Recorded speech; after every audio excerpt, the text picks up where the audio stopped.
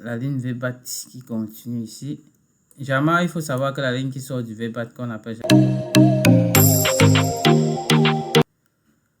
Bonjour les amis, j'espère que vous allez bien. Aujourd'hui, on va parler des lignes de tension. Donc ici, je fais allusion aux différentes lignes de tension qui sont sur les cartes, mais généralement, on les globalise en deux lignes. Généralement, on a les lignes principales et les lignes secondaires. Bon, en fait, tout dépend de la marque de téléphone qu'on a. Généralement, sur les iPhones, on parle généralement des VDD, mais lorsqu'on veut faire allusion au circuit principal. Ok les amis, c'est quoi un circuit principal? Vu qu'il y a pas mal de gens qui demandent quelle est la différence entre le circuit principal et le circuit secondaire. Déjà, il faut connaître que c'est assez simple. Ici, le circuit principal, ici, représente l'alimentation. Donc, on va dire que c'est la tension qui vient directement à la batterie. Par exemple, comme ici. Ça, c'est le schéma d'une carte mère. Ici, c'est un bitmap. Donc, ici, on a représenté les composants. C'est vrai que ce n'est pas net comme sur une carte mère, mais on arrive à bien voir la position des composants. Et le rôle de chaque composant, vu qu'ici, on a la désignation. Bon, ça, je pense qu'on va arriver sur le schéma. Comment identifier les composants. Ce qui nous intéresse ici, ce sont les différentes lignes de tension. Ok, j'ai dit que la ligne principale, c'est la ligne qui quitte directement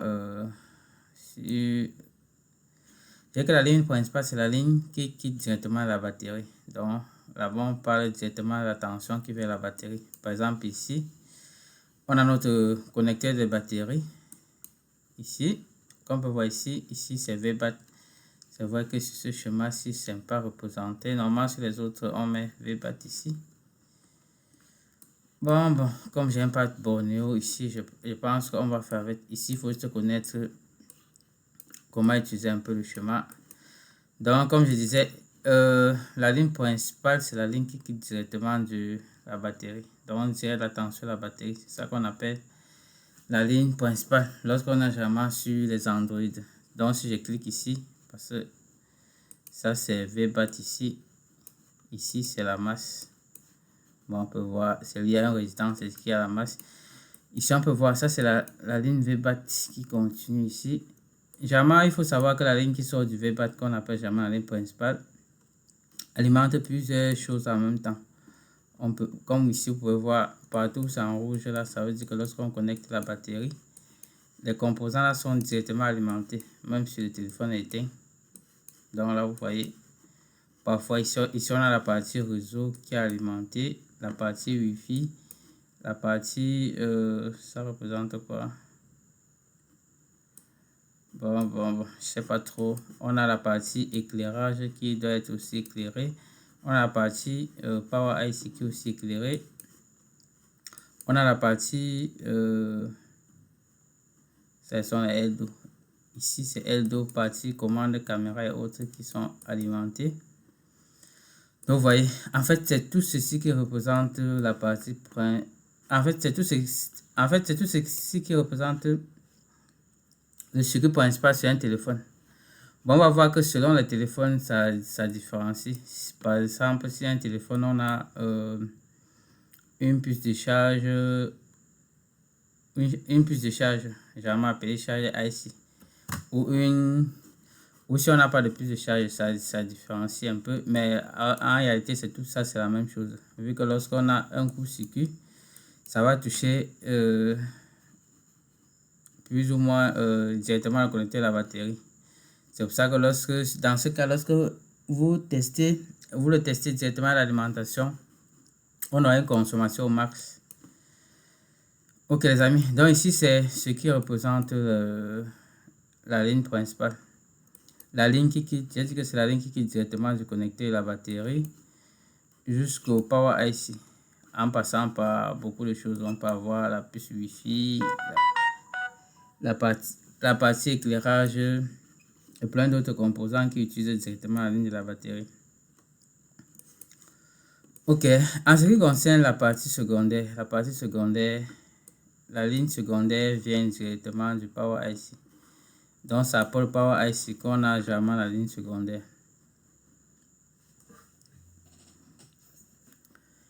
Et ici, la ligne secondaire, bon, avant d'aller sur la ligne secondaire, j'aurais dû dire quelque chose concernant la ligne principale.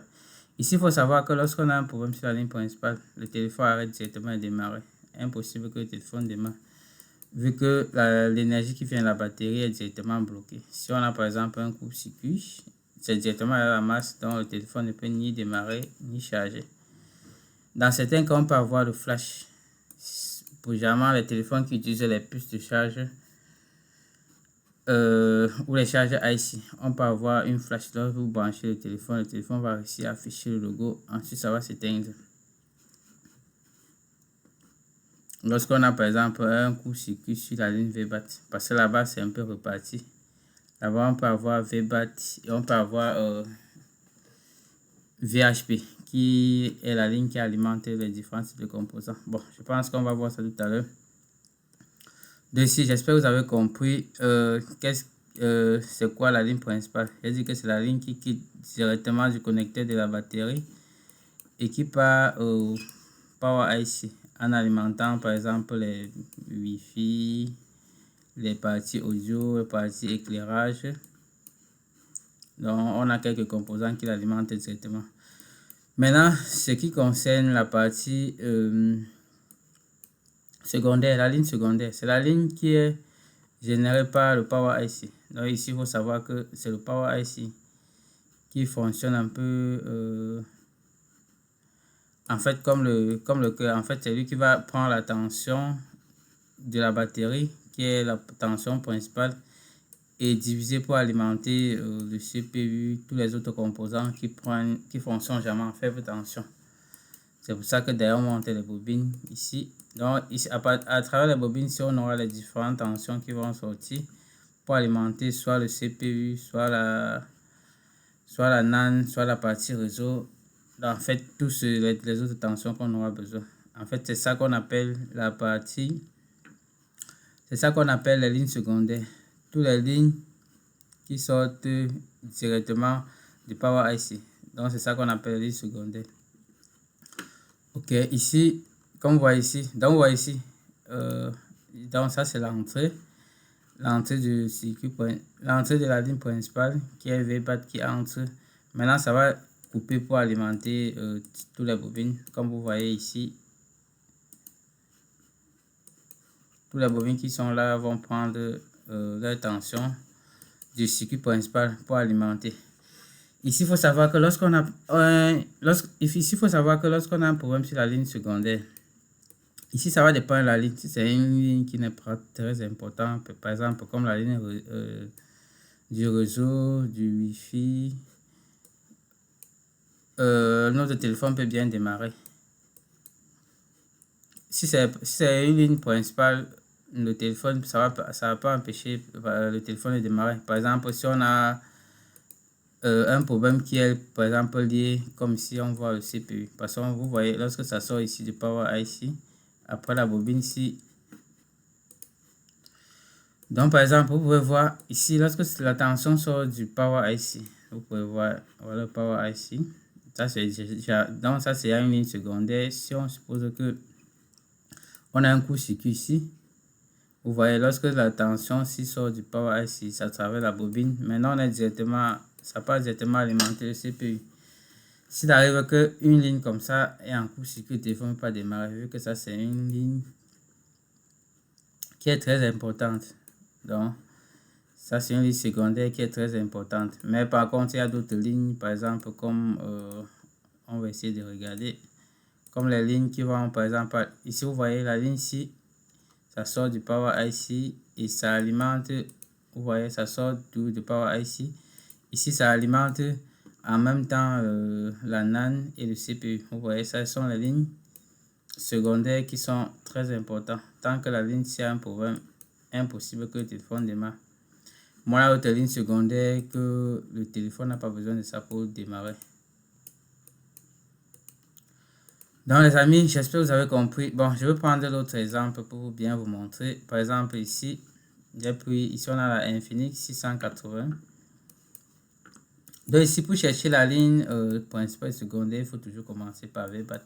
Ou vous pouvez aussi commencer à aller directement au niveau du Power IC pour pouvoir localiser Power IC. Pour retrouver Power IC, on a toujours plein de bobines qui sont à côté.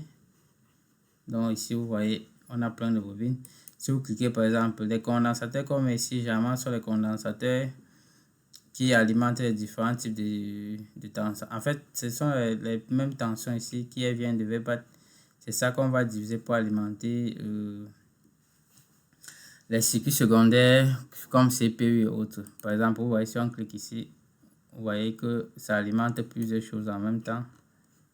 Ici, c'est partie éclairage. Vous voyez. Vous voyez que si j'essaie de suivre par exemple la tension ici, regardez ici. Bon, c'est vrai qu'on a ici les résistances, certaines résistances de protection pour aller au niveau du VBAT. Mais sinon, la procédure, c'est la même chose.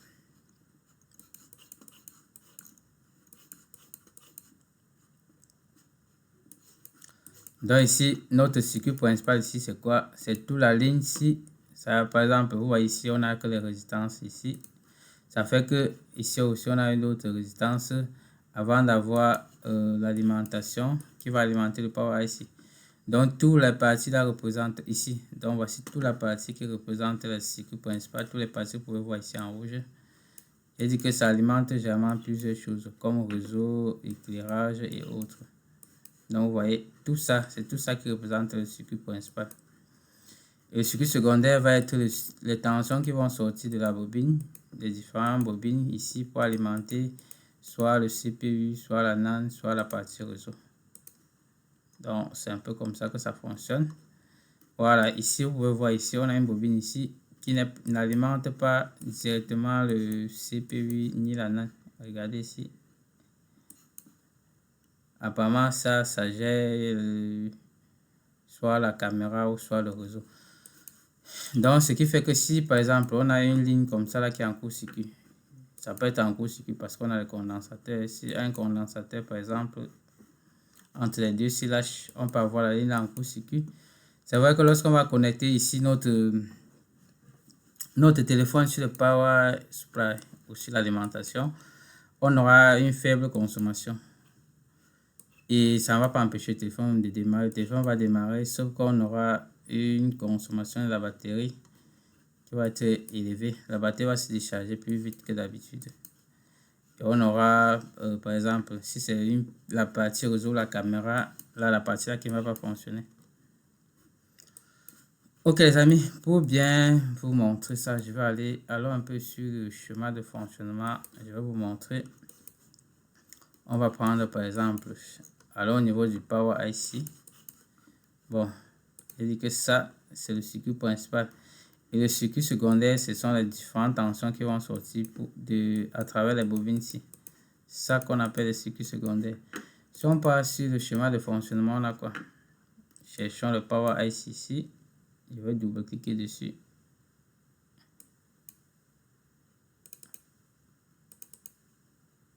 Bon, je pense que c'est mieux de double-cliquer sur le condensateur. Là, on aura directement les deux circuits qui sont reliés. Voilà, regardez ici. Donc, c'est mieux d'agrandir.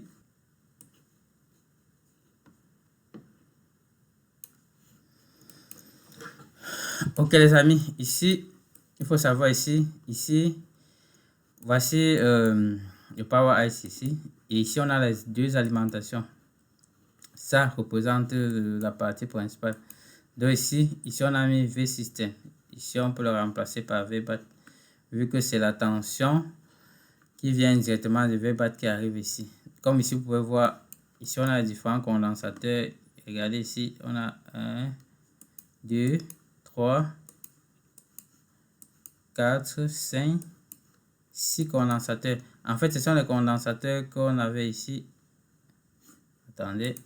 C'est le même condensateur qu'on a ici. 1, 2, 3, 4, 5, 6. Vous voyez, On a aussi plein d'autres condensateurs ici. Mais c'est juste des condensateurs qui alimentent, qui sont directement à l'entrée du Power IC. C'est ça qu'on retrouve ici. Donc, vous pouvez voir, ça représente la partie principale sur le Power IC. Maintenant, c'est ça qui va générer maintenant les tensions de sortie. Vous voyez, ici on a l'entrée, ici on a la sortie. Généralement, c'est reparti. Comme vous pouvez voir ici, ici on a V Pro In. Ici, ça c'est la sortie. Vous pouvez voir à la sortie ici, on a une bobine qui est représentée. C'est peut-être pareil ici. Donc, vous allez voir ici, à la sortie, on a les bobines. Ce sont les mêmes bobines qui sont représentées ici sur le schéma de fonctionnement qui est représenté ici. Vous pouvez voir maintenant que ici, on a la tension de la batterie. Ici, on a la tension qui vient de la batterie. Donc, entre 3,7 volts et 4,2 volts ici. Maintenant, la sortie, on va voir soit une tension plus faible.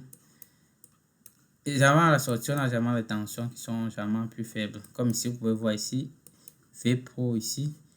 On a ici une tension qui peut varier entre 0,5 et 1,31 avec un ampérage élevé. Vous pouvez aussi voir ici. Regardez ici, vous pouvez voir ici V-Core avec une tension aussi faible et l'ampérage élevé. Généralement, ce sont les tensions qui vont alimenter par exemple le CPU. Comme vous voyez ici, ce sont les tensions qui vont généralement alimenter le CPU. Pareil ici, on a un modem. Ça, c'est toujours une partie qui va gérer le CPU. Ici, vous pouvez voir ici la VPH. Ça, c'est une tension qui va alimenter. C'est combien de volts? On a entre 5 et 3,4 volts. Ça, c'est la partie qui va alimenter la partie réseau. Ici, on a VS1 qui va alimenter. Généralement, ça, c'est pour les parties L2, les parties de commande, comme caméra et autres là. Ok les amis, en fait c'est tout ceci. Donc vous pouvez voir ici, la partie ici représente la partie principale et ici la sortie représente la sortie secondaire. C'est pour ça que la tension qui ici est toujours bas. Vous voyez ici 1,8, 5, 5, 5,2, 5,2. Donc vous voyez, en fait ça continue ici avec VS1 ici qui est PMU L2. C'est-à-dire que tous les parties ici représentent les commandes, comme les commandes de caméra, micro, en fait, toutes les autres commandes qu'on peut utiliser directement en tapant sur l'écran du téléphone. Ok les amis, ici j'espère que vous avez compris la différence entre le circuit principal et le circuit secondaire. Si vous avez des questions ici en commentaire, je vais vous répondre. En ce qui concerne les iPhones, c'est pratiquement la même chose. Je vais faire une vidéo dessus. Ça, je voulais faire une vidéo pour répondre à la question d'un abonné, un truc vite fait, mais je vais revenir sur ça en parlant du... Je vais revenir dessus pour en ce qui concerne les iPhones. Ok, je vous montre aussi notre petit exemple. Si vous n'avez pas compris, je pense qu'avec ça, ça va être clair. Ici, j'ai un document en PDF qui résume un peu le fonctionnement du téléphone. Donc ici, c'est la même chose. Ici, je vais prendre... ça, c'est jamais le cas où, dans le circuit où on utilise une puce de charge. Parce que je vous ai dit que tous les téléphones n'ont pas les puces de charge. Lorsqu'on a une puce de charge, c'est un peu différent. C'est vrai que la tension principale reste la même chose. C'est jamais la tension qui entre au niveau du Power IC. Mais lorsqu'on a une puce de charge, c'est un peu différent. Vu que VBAT est jamais coupé du circuit qui alimente du V-System ou VHP. Donc, comme ici, vous voyez, on a essayé de connecter la batterie. La tension va monter, ça va aller à la puce de charge. Ici, on a le chargeur qui va venir au niveau du charge IC pour charger la batterie. Maintenant, ici, lorsqu'on a dans un schéma comme ça, c'est la puce de charge qui va générer la tension V-System ou VHP, qui est maintenant la tension principale. Parce que ici, c'est maintenant ça là qui est la tension principale, qui est différente de ceci. Ça fait que si, par exemple, on a un court-circuit sur la ligne VH ici, ça ne va pas forcément toucher la batterie. Vous pouvez tester ici. On a une valeur qui n'est pas... Ici, on peut avoir une valeur où ça ne va pas être forcément un court-circuit. C'est jamais le cas pour les iPhones et les téléphones qui sortent maintenant. On utilise plutôt le système-ci pour protéger la batterie. Parce qu'avec l'autre système là, lorsqu'on a un court-circuit, directement au niveau du connecteur de la batterie, on a le court-circuit. Ce qui fait que notre batterie va se décharger. Si le téléphone dure, la batterie va s'épuiser. Ok les amis, je vais revenir, je vais vous expliquer tout ça à fond. Maintenant, je vais vous montrer où on était. Bon, voici ce que je vais vous expliquer avec le schéma. Vous voyez ici, on a DC, DC ici, ça représente le système de charge. Vous voyez ici, c'est toujours coupé. Maintenant, ici, on a les tensions, ça c'est principal. Maintenant, ça c'est les différentes sorties qui sont entre les bobines, comme je vais vous montrer les V Pro, V Core, V Modem, V, PA, PMU. Tension ici, qui représente la partie réseau, V système 1. Donc, c'est ça que je vais vous montrer sur le schéma de fonctionnement. Et les S1 là qui représentaient les vieux aussi là qui sont là pour commander les caméras. On a aussi certaines parties qui alimentent le IMC.